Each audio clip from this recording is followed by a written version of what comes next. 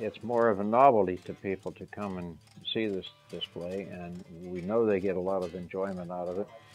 A lot of people don't have the money to purchase a train set of any kind, let alone the 10 or 15 that you see here and run here for hours on end. And we all put our efforts together with our collections because some of the fellows have no place to play with them, and give a little bit of old-fashioned Christmas to people that still remember what it was like to wake up Christmas morning and find a train under the tree. We try to educate the children and relate it to things that they'll see around town. We name some of the buildings and that in the display for various things around town that their parents are familiar with, and I'm sure they will be as they grow up.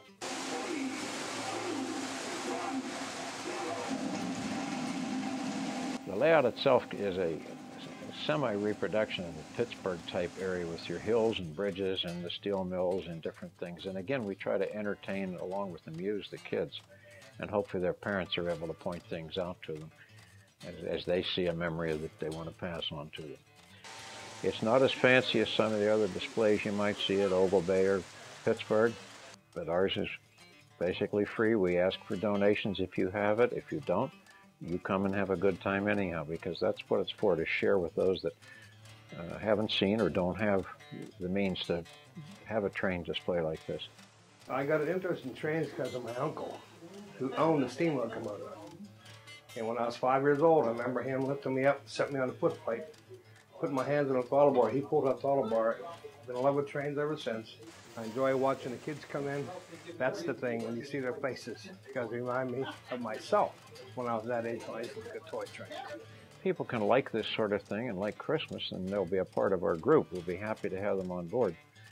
But we know that there's actually collectors in town, and we know a lot of them, and some of them just don't have the spare time.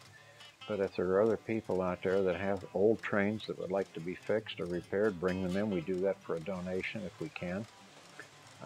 People will say to us, I have a train at home in the attic I haven't seen run for 50 years, and I'll tell them we'll go home and get it. Well, what for? We'll bring it down and run it. On this layout? I say, certainly. You're kidding. No, and boy, the next night they're down here with this old box that they're so proud of, and we take it out, and 9 times out of the 10, the train will run. If it needs some grease or lubrication, our fellows can do that. And they're as happy as the little kids running back and forth, chasing their train down the layout, just like the little ones do.